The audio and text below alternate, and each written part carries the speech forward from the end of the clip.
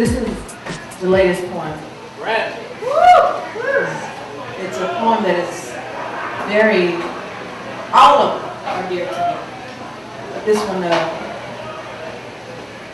one is for Africa.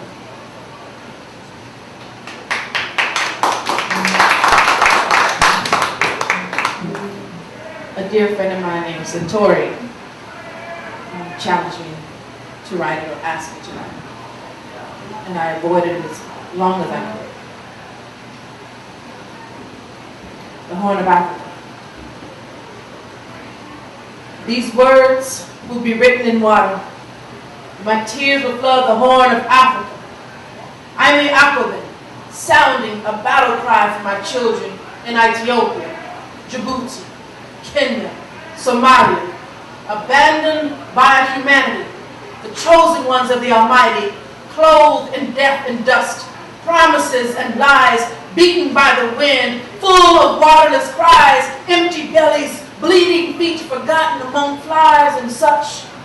Still we walk out of hell in search of love. This is an exodus. Jah's people must move. We need no Moses to carry us. Mohammed Ibrahim Isa, buried in the sand, folded like the sun in a car window shade, his 2-year-old suffering held together by 2 white shoestrings, carried into his hourglass grave by his father, whose hands cannot undo these things. These words will be written in water. My tears will flood the Horn of Africa. I am Amina Salah Ali. I sit next to my son, the beautiful one. He was born with no light in his face. There is no light in this place. I saw his father's face when the shadows came.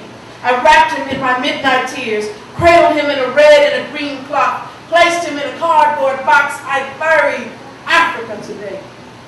Mapenzi ya mama ni matakatifu. A mother's love is sacred. I walked for 30 days from my village in Somalia, carrying with me my 8 seeds to the Kobe camp for refugees. There were 7 when we reached. I left the one who looked like me in the sand, under a tree. His brothers, his sisters too weak to cry. My children understand they are born to die. He was destined to fly. From nothing I raised a tribe. I am Mama. I am Africa. This is my battle cry. My tears will flood the Horn of Africa. I am your child. You watched me die. Your heart was too heavy. Your hands were too tired. I am skin and bones. I want to go home. Why do you cry, Mama? Are your hands hurting from holding my head? Are you praying for peace to find me? Do you wish me dead? Are you angry with God because you could not feed me? Why do you cry, Mama? I'm your child. I'm ready to die. Ashes to ashes and dust to dust. Tell them my name, I am Ethiopia. The Lion of Judah roars deep in my belly. Tell them my name, I am Djibouti. You promised to save me. Tell them my name, I am Kenya. I'm the king who died hungry. Tell them my name, I'm Somalia. I'm the empress with a stone for a tongue. Tell them my name, Mama. Tell them I am starving. Tell them I am suffering. Tell them I am praying. Tell them I am wailing. Tell them I am dying. Tell them I am crying, and my tears will flood the Horn of Africa.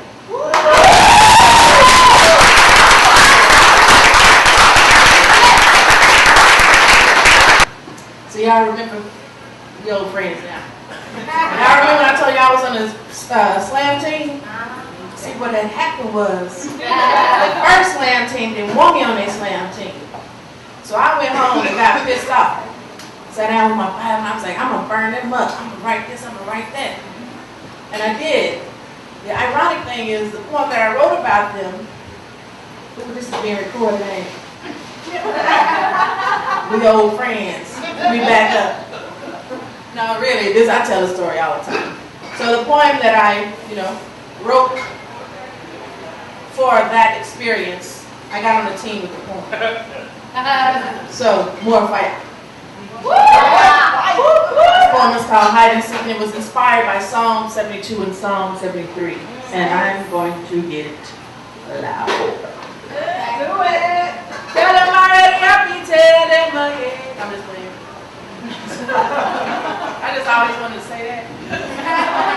Okay, this poem is called Seasoned Stone. They must scoff and speak wickedly concerning oppression. They themselves are the oppressors. Down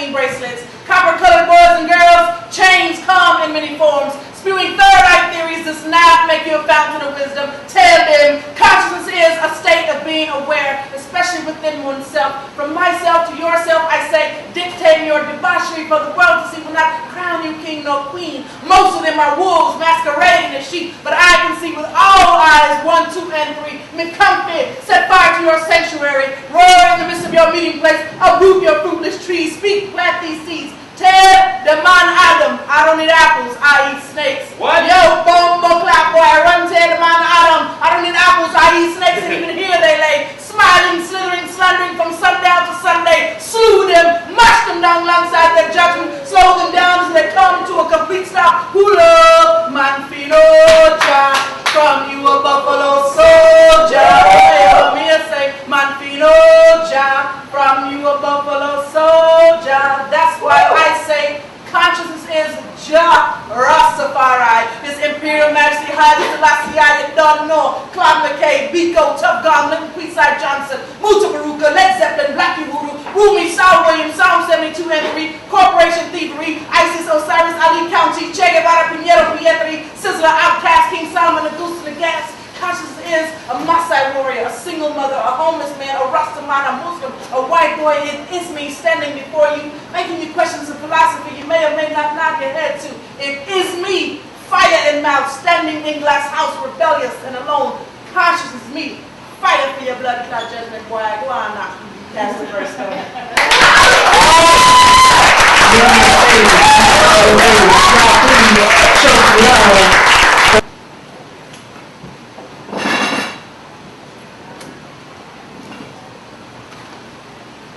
I am a street poet, and I write about bad things. I believe in the righteousness of the asphalt, and the spiritual cleansing brought forth from a savage drive-by. You will not hear highbrow poetic structure over here. I do not prescribe to, nor do I give a fuck about either contaminant. I laugh at the alphabetical order of the Shakespearean sonnet. A sestina? Shit. That's a little Latina I used to. I write what I feel, and I spit what I know. I am the rose flesh bloom in the midst of barrio confusion. I am barrio inks personified. I am a street poet. You know, an action word that sits on tags. I be the lazy verb. Oh, but the critics. The critics write you off as another wannabe thug about the local term poet when you use the word chingada over and over again. Chingada over and over again. Chingada over and over again in your poem, not realizing that I am a street poet. And mano, I just talk this way. Sugar, I just walk this way. While other poets stand on street corners slinging amethyst rocks, I hold twin ink-filled Glocks. Pop, pop, 2 shots to the night cry. Freedom! Don't let my people go. Let my people flow from the esophagus. Greasy and wet, lips flick sweat, beget this ballad wearing bad boy body of blues. I am a street poet, a sort of god at this. I turn pure again things bad, like mixing Spanglish with prophetic feces. Yo soy the shit. Ain't it funky? I am a street poet, and I write about bad things. The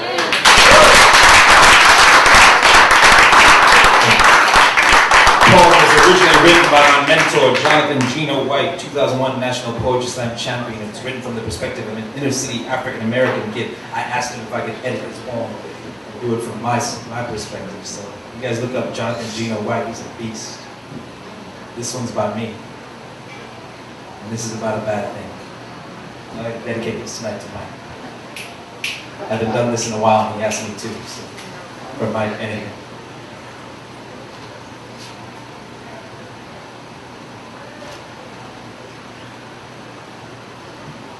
This is a suit.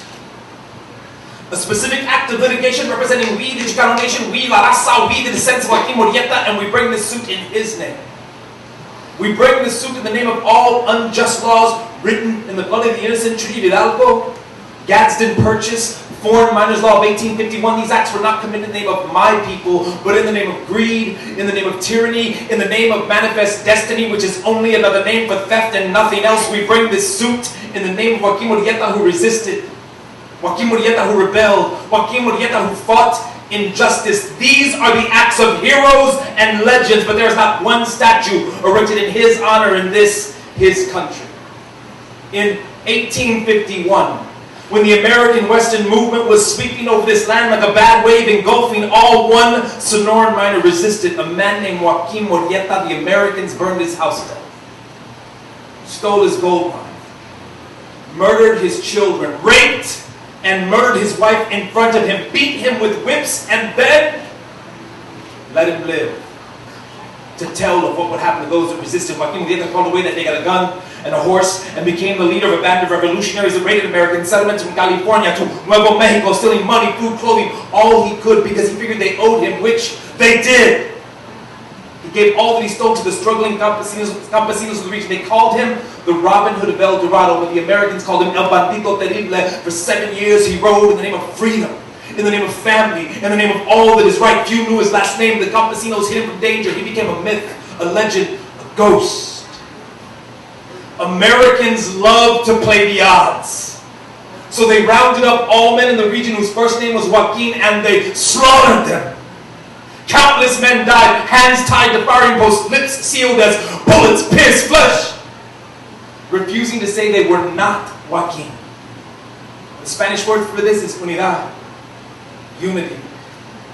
Eventually a lynch mob cut up Joaquin near Stockton, shot in the back like the cowards they were. Though he was shot dead, they hung his body from a tree for 2 days as a sign of victory. So I guess it's not just the brothers and sisters in this room who should be still be pissed off at the fact that we still have a town in Texas named Lynchburg. Woo! They decapitated the corpse and impaled the head and torso on 2 wooden stakes for all to see. Hidden by the cloak of darkness, the campesinos climbed up and pulled down the head and body of Joaquin, took it to a secret place for proper burial. To this day, no one knows for certain exactly where he's buried. Don't you see? This is why it is sacred. Not because it is my name, but because it was his. Mi abuelo, my grandfather, named me Joaquin as a reminder that there are things in this life worth living for, that there are things in this life worth fighting for, that there are things in this life worth dying for. This is a suit. A specific act of litigation representing we, the Chicano nation, we la raza, we the descendants of Joaquín Murrieta, and we bring this suit in his name.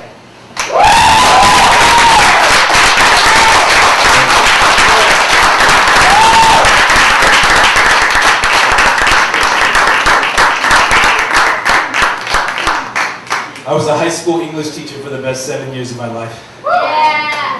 But I've been my father's son my whole life. This is a combination of both those moments. This is called final exam for my father. 1. True or false? The night you walked out on me and my mother, you hesitated before grabbing the doorknob. 2. If a bus leaves a city at 60 miles per hour to nowhere in particular, and a man on the bus has abandoned his only son behind the darkness of that city, how many miles will it take before that son forgets what his father's hands look and feel like? 3. On the night that you left us, how many hearts did you break? A. 1. Mine. B. 1. My mother's. C. 2. Mine and my mother's. D. 3. Mine, my mother's, and yours. 4. True or false? In certain species in the animal kingdom, when a male member of that species abandons his offspring, that male member of that species is ostracized, beaten, and in some instances, killed. 5. In the space provided, define the terms further, farther, and father. 6. On the night that your father died, what, if anything, did you have to say to God? 7. When we survived 9 days in a row before the welfare check came in on a bag of maize and a crock pot full of wishes that tasted just like frijoles, did you feel the fire on your fingertips every time my mother winced as she turned the tortilla on the open flame? 8. Because of your blood, I have spent every day of my life enveloped by skin that's too light to be brown and too dark to be white. I used to hate this about myself, but I've finally come to love this about myself. What do you love and hate about yourself? 9. As a young man, you A. never loved a young, beautiful, dark brown woman. B. Loved one young, beautiful, dark brown woman. C. Loved many young, beautiful, dark brown women. D. Loved only the idea of young, beautiful, dark brown women. 10. List 5 things you're truly grateful for and 5 things you're truly regretful for. 11. A famous American poet's mother once said, "Single mothers are almost always better men than men are. What do you make of this, Father? 12. Without using the words I'm or sorry, in the space provided, write an apology letter to my mother. 13. On a scale from 1 to 10, with 1 being not difficult at all and 10 being quite difficult, how challenging do you think it is for a widow to grow up in the body of the Lower East Side? 14. As a child, your son remembers hearing his drunk uncles whisper in hushed voices, not meant for his ears, that more than likely, you are not that child's father. What, if anything, do you have to say to them? 15. Finish this sentence. My son, if I only had one thing to say to you, it would be, and one final question to conclude the test. Would it mend or break your heart if I told you I forgive you?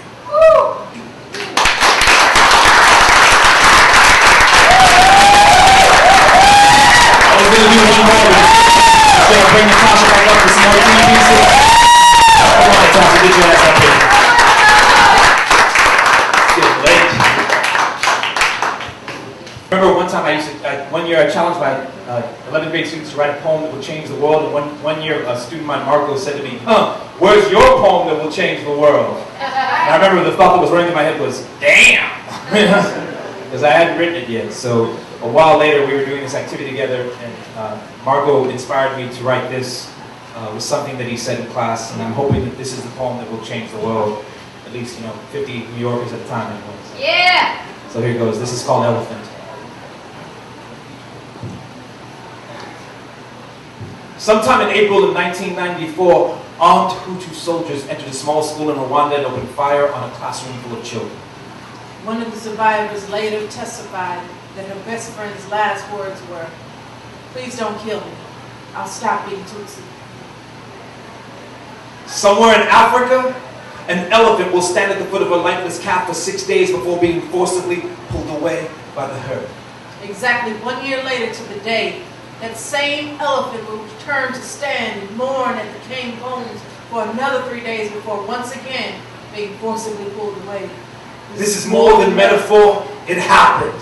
And I know nothing of what it is to lose a child. I know the image of this elephant and her lifeless calf happened on the other side of the world for me, but I know somehow I'm connected to this. It was not long ago that the bodies of mothers and children fell from a waterfall in Rwanda by the thousands. How their arms and legs would fling about wildly as though raging against gravity.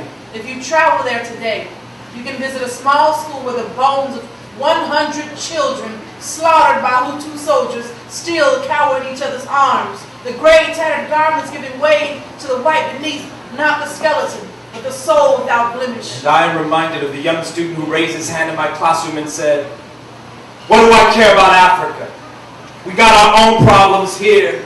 And to you, young man, I say, there is nothing more deserving on this planet of your pledge of allegiance than that of a dying child with outstretched arms. In my country, starving refugee children vied with monster truck racing for America's attention.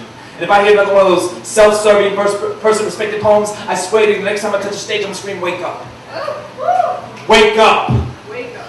Wake up for 3 minutes and 10 seconds. Because no poet is greater than his best poem. And no individual is more important than the collective we that is mankind. When will we as a people realize that while we get lost in the drama of the new season of Survivor, 2,000 children die a day from AIDS in Africa? When will we as a people be at the end of our sit down and be quiet? When will we as a people finally stand up and be heard? And the 87 cents a day that I pledge to save one child's life just does not feel like enough. So tonight, I want to say something overtly poetic for the children of Africa.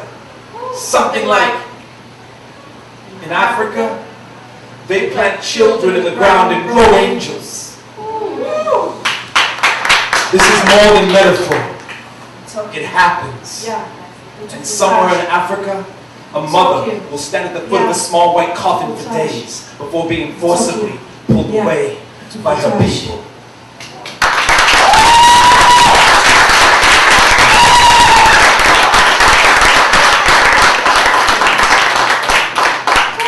I'm going to say it again. Thank y'all so much. Thank you very much. So great. Thank you. Really appreciate it.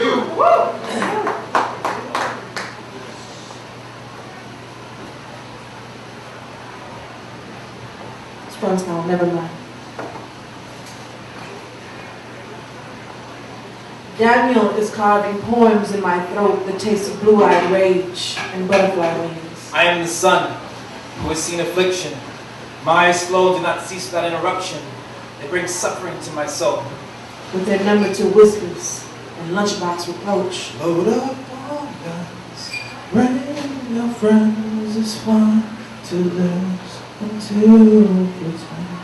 pretend. Pretend the school bell never rings and I can't hear them laugh at me. Pretend my life is not my life and I can dream. I can breathe. I'm clean. I'm not dirty. Pretend I can walk in the house. You can't walk in the house. Grab a bite. Grab a knife. Do my homework. All right, class. Turn to the Book of Lamentations. Go outside to play. Go play in your closet, Daniel. What are we eating for dinner, Mom? Mom? Mom?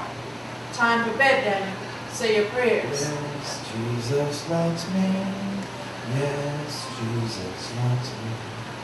Yes, Jesus loves me. What about Mommy? She never tells me so. Lights out, Daniel. With the lights out, it's less dangerous. Here we are now. Entertain us. I feel stupid and contagious. Here we are. Daniel is carving poems in the dark with a homemade spear and 12-year-old tears. If you listen, you can hear. They sound like Kurt Cobain pain and school bus despair. And I forget just what it takes, and yet I guess it makes me smile. I found it hard, it's hard to find. They taunt and tease, kick and punch, spit and hiss, kick and punch, taunt and tease, spit and hiss, crucify me with their fists. I found peace with a necktie. I found life with a necktie. I tied it all by myself around my neck. I tied it in the dark all by myself. Yes, all by Jesus myself. loves me. All by myself. Yes, Tied. Jesus I loves jumped into death. Oh, whatever now. Because it was better than life. Hello, hello, hello, hello, hello, hello, hello, hello.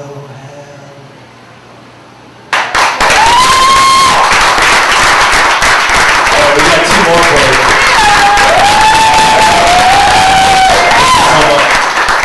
This next one was inspired by Walmart. You guys don't have that here in New York City. In Texas.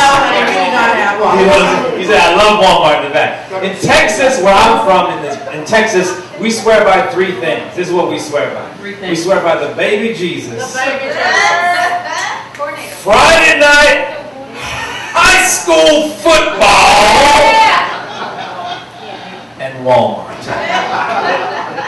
Here's why. Let's say it's Christmas Eve, 2 a.m. 2 a.m. and you desperately need a canoe, some shotgun shells, 50-pound bag of dog food and tampons. Where are you gonna go? Walmart. Anyway, I was in the breakfast cereal aisle with my beautiful, beautiful Puerto Rican wife who hates poetry. And in the cereal aisle was a little kid cursing his mom's out because she wouldn't buy him the kind of cereal that he wants. So my beautiful Puerto Rican wife turned to me and she said, do you see that little badass motherfucker there? You see him? He didn't exist back in the day. Why don't you write some shit about that, Mr. World Chump?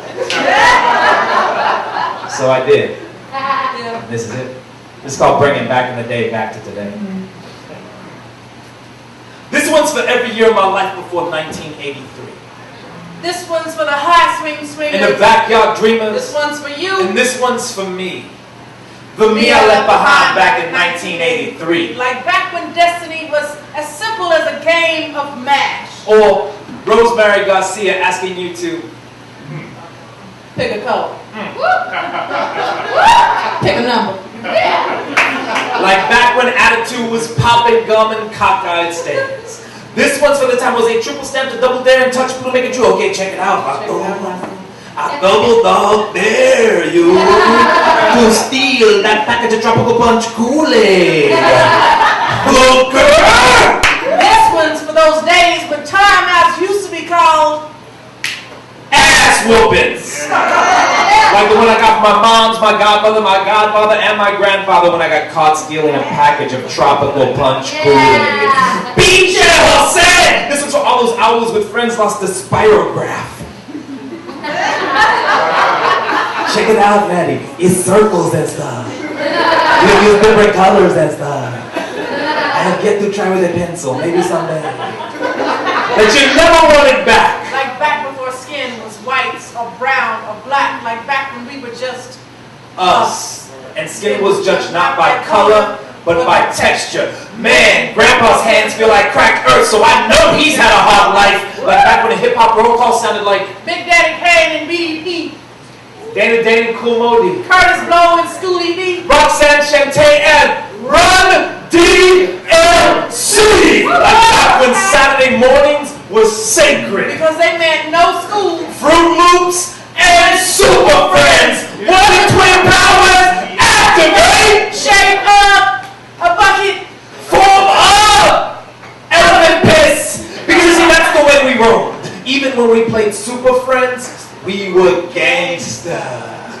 Like back before falling stars named Paris or Britain. They were just wishes flashing before our eyes in the night sky. Like back when homeschool meant Pop-Tarts Hugs from and Pops. reruns on TV. Can someone please tell me what happened to the television of our youth? All those happy days. All the good times. When all in the family would gather around and watch 30 minutes of fiction that made us believe in truth. And sure, we all came from different strokes. And how I share family feuds. But we all had to admit there was something heroic about a single mother raising two daughters, living One day at a time. I mean, come on, raise your hand if you learn the facts of life by watching reruns of a television show called The Facts of Life. Because I gotta confess, Tootie used to make my pants go crazy. And believe me, back in the day, we had reality TV because there was never anything more real on that screen than the feel of Alona's arms around Penny as she whispered in her ear, I will never let anyone hurt you again. Never let anyone burn you again. This is what love felt like before 1983. Like back when inside your mother's arms was the safest place to be. So this one's for back in the day. This one's for the high swing And swingers. the backyard dreamers. This one's for you. And this one's for me. Because it's been too long since I moved clouds with my mind. It's been too long since I was colorblind. And I want this to be more than just the end. So I'll call her, do this whole poem again. Hello. My name is Joaquín. Hello, my name is Natty. I like Fruit Loops, Super Friends, and someday I hope to be as good a dancer as Rerun from What's Happening. Until then, I do a mean robot. I'm trading all the poems that I got for everything that I'm not. So what do you say? Consider this poem a note passed in class. To you, from me. Check yes, no, or maybe. Are you with me? The clouds are waiting. And they need moving. So let's get busy. Bringing back in the day, back to today.